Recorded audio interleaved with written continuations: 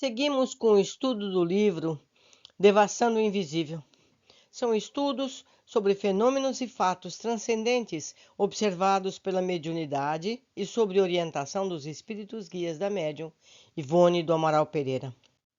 Continuando a leitura do capítulo 7, Amigo Beletrista, quarta parte.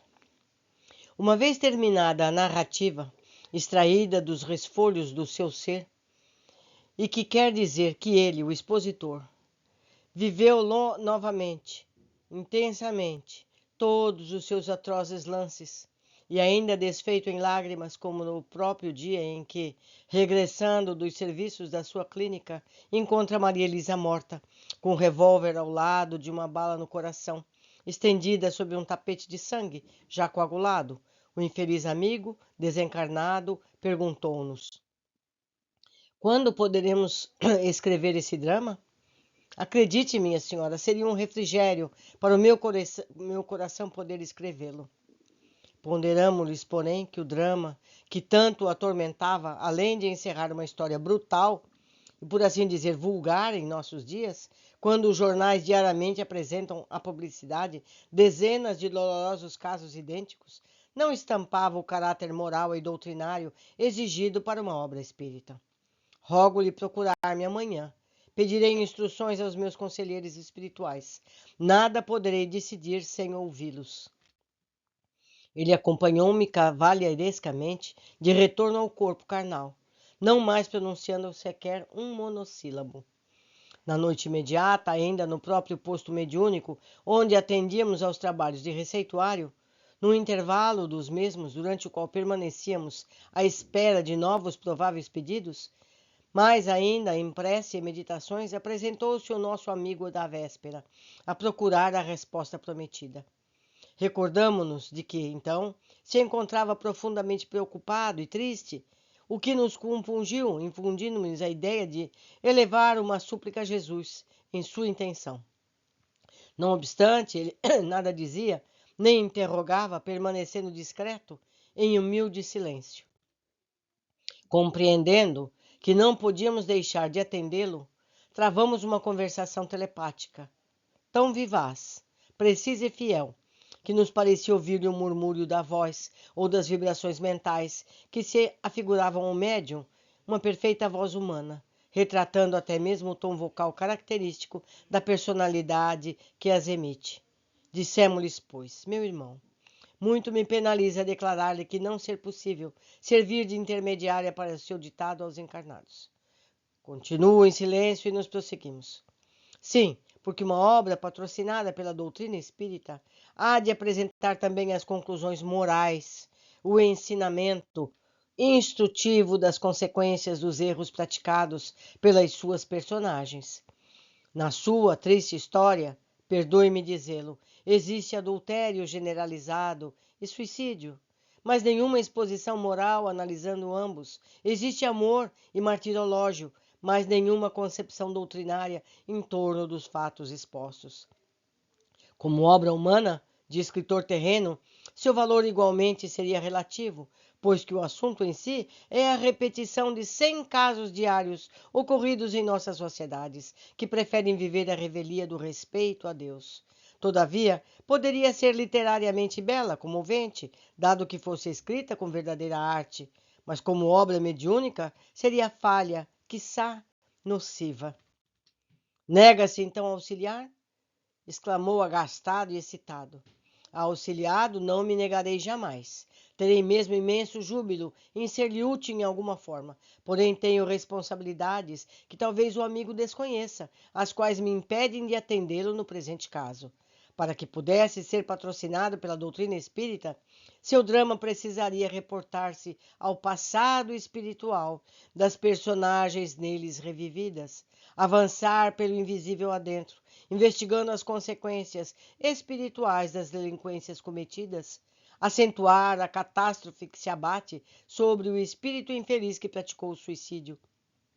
Suas páginas, meu irmão, dariam conceitos que consolassem o leitor, sujeito sempre a múltiplos infortúnios e que se desespera ou desanima ante as lutas cotidianas. conceitos sorvidos nos evangelhos do Divino Mestre, que se apontassem ainda alvitres felizes do Consolador prometido, ou Espiritismo, para remediar suas próprias tribulações, ao passo que observei ontem, em sua longa exposição, que nem uma só vez o nome de Deus foi pronunciado. Por tudo isso, com a leitura do seu drama, tal como foi narrado, as criaturas colocadas em situação melindrosa, na vida de relação, somente encontrariam em suas páginas o desânimo, o desespero, ocasionando o suicídio, a inconformidade e a paixão incontrolável, gerando a neurastenia e a descrença que igualmente conduzem à morte prematura. A entidade visitante bateu com força com o punho fechado sobre a mesa onde trabalhávamos e onde o Evangelho do Senhor se encontrava exposto e retrocou contrariado.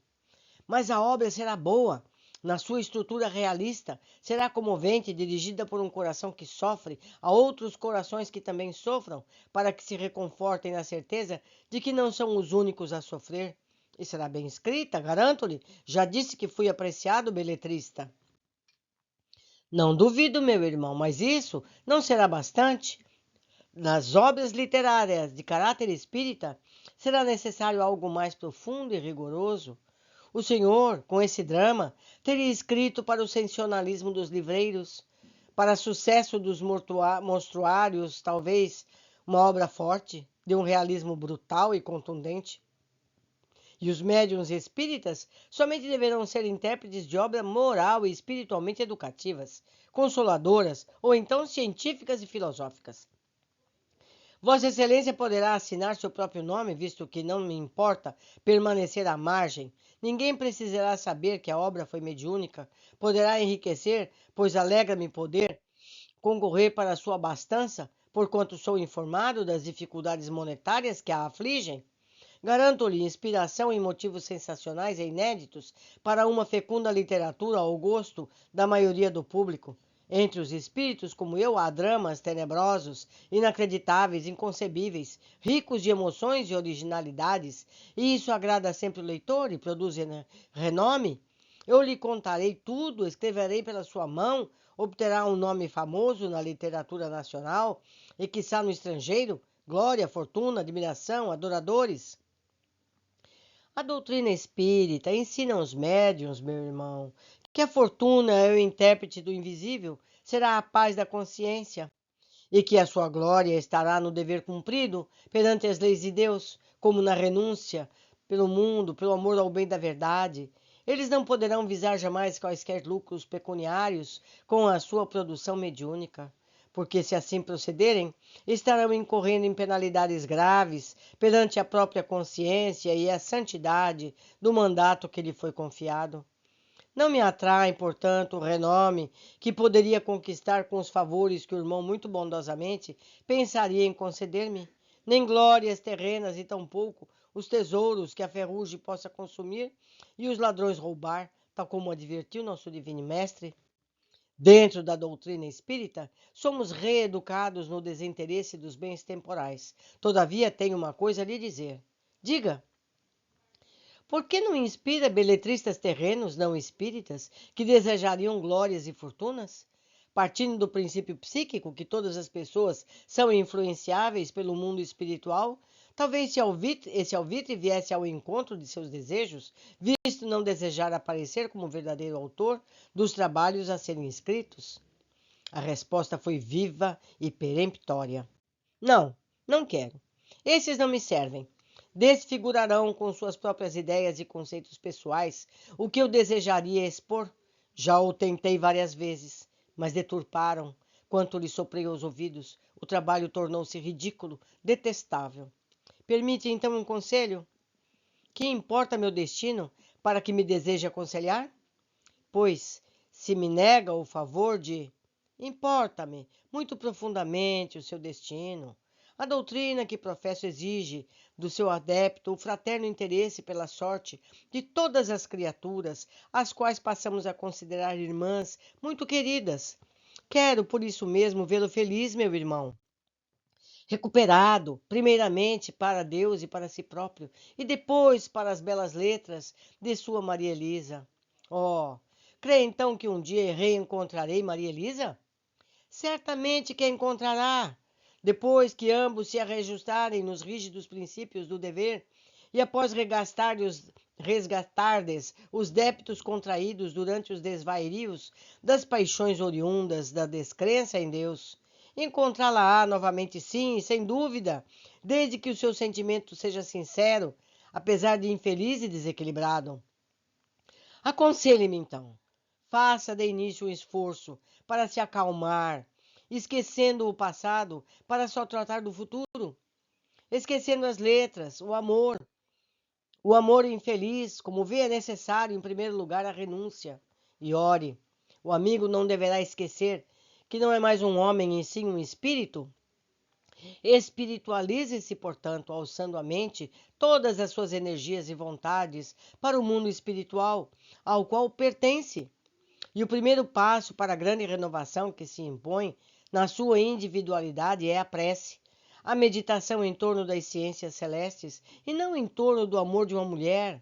O estudo da filosofia espírita, pois essa filosofia é universal, abrange a terra, os espaços sem fim, os mundos siderais, a alma das criaturas, o coração de cada um de nós. Procura adaptar-se ao conceito do amor a Deus e ao próximo. Calque nas profundidades do pensamento a saudade dos fatos que o torturam. Nesta casa, meu amigo, ora-se, estuda-se, trabalha-se, inspirando-se no amor de Deus e no próximo. Foi médico na terra? Ainda o é no invisível, porque o sagrado patrimônio intelectual de cada um de nós é bem imortal, que jamais perderemos. Aqui, a esta casa, ocorrem doentes, como poderá verificar. Acabo de solicitar dos médicos do além receituário para seus diferentes males físicos. Ajude-nos a aliviar suas dores, curando suas doenças físicas, para mais tarde poder aliviar também os males morais de outros tantos enfermos. Ore conosco, assistindo metodicamente os nossos estudos e meditações. Convido-o mesmo a estudar diariamente comigo, no silêncio do meu aposento, que conhece, e preste atenção aos ensinamentos contidos nos livros que leio e nos que me dão as nobres entidades espirituais e que concedem a honra dos seus ditados mediúnicos. Depois, meu amigo, o caminho a trilhar por si mesmo se descortinará, permitindo a paz que há faltado ao seu coração até hoje.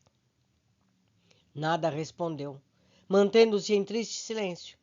Conservou-se respeitoso durante a prece de encerramento do receituário. Retirou-se vagarosamente e por alguns instantes ainda nossa visão espiritual distinguiu-o caminhando ao longe por uma estrada ligeiramente inclinada, polvilhada de substância creme e meio cintilante. Pareceu-nos que chorava. Meus amigos, nós precisamos entender que a nossa realidade é só nossa e que não devemos dar tanta importância a fatos que serviram para o nosso aprendizado. Precisamos entender por que os vivemos. Por hoje ficamos por aqui. Aguardo a todos nos capítulos seguintes. Abraços.